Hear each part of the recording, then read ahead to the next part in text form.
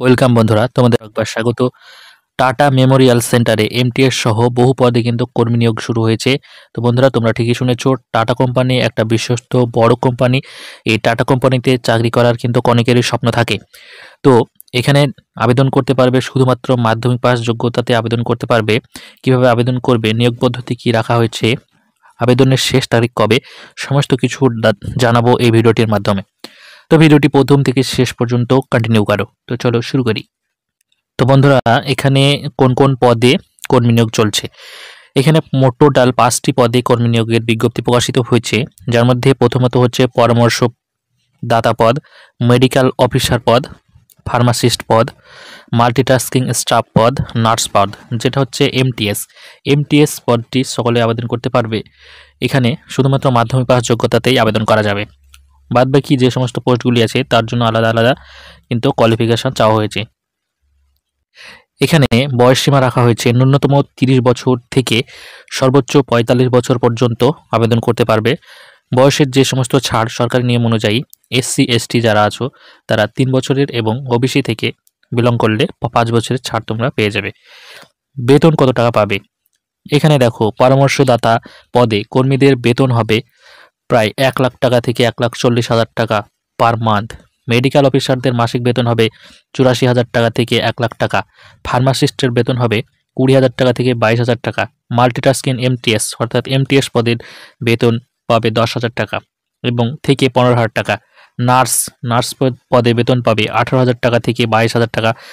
Total কিন্তু এখানে বেতন পাবে। তো বুঝতেই পারছো, হিউজ কিন্তু স্যালারি এখানে তারা প্রোভাইড করে, যেহেতু এটি কোম্পানির জব, আর কোম্পানির জবে কিন্তু ভালো পরিমাণে স্যালারি পাওয়া যায়। তো যারা যারা ভাবছো আবেদন করবে তারা তারা কিন্তু এখানে আবেদন করে দিবে।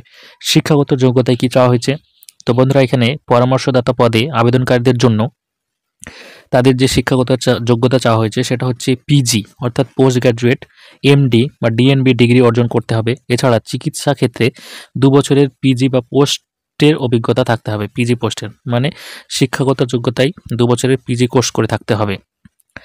এরপর হচ্ছে মেডিকেল অফিসার পদের আবেদনের জন্য চাকরিপ্রার্থীদের ন্যাশনাল মেডিকেল কাউন্সিল দ্বারা স্বীকৃত থেকে এমবিবিএস ডিগ্রি বা অ্যানাকোলজি সেটআপে অভিজ্ঞতা থাকতে হবে। এরপর হচ্ছে ফার্মাসিস্ট পদে যারা যারা আবেদন করবে ভাবছো, তো ফার্মাসিস্ট পদে আবেদনকারীদের 1 বছরের অভিজ্ঞতা সহ ফার্মা অর্থাৎ ডি ফার্মা হসপিটালের ফার্মাসিতে 3 বছরের অভিজ্ঞতা সহ থাকতে হবে। অর্থাৎ তোমাকে 1 বছরের অভিজ্ঞতা সহ ডি ফার্ম বা 3 বছরের অভিজ্ঞতা হসপিটালের ফার্মাসিতেও থাকতে হবে। এরপর হচ্ছে মাল্টিটাস্কিং স্টাফ, এখানে যে কোনো স্বীকৃত বিদ্যালয় থেকে মাধ্যমিক পাস যোগ্যতাতে আবেদন করতে পারবে।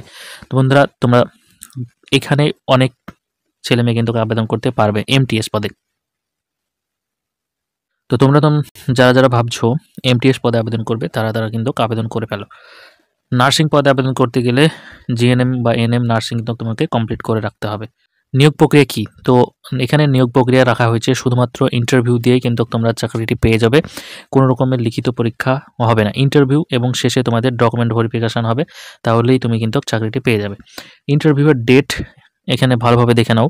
পরামর্শদাতা এদের ইন্টারভিউ হবে 15 জানুয়ারি, মেডিকেল অফিসার 16 জানুয়ারি ইন্টারভিউ হবে, ঠিক আছে। ফার্মাসিস্ট 17 জানুয়ারি ইন্টারভিউ হবে, মাল্টিটাস্কিং 21 জানুয়ারি, অর্থাৎ এমটিএস পদে 21 জানুয়ারি কিন্তু ইন্টারভিউ হবে। নার্স এখানে ইন্টারভিউ হবে কবে, 20 জানুয়ারি, অর্থাৎ 20 জানুয়ারি কিন্তু ইন্টারভিউ শুরু হবে, ঠিক আছে। আশা করছি বোঝা গেছে।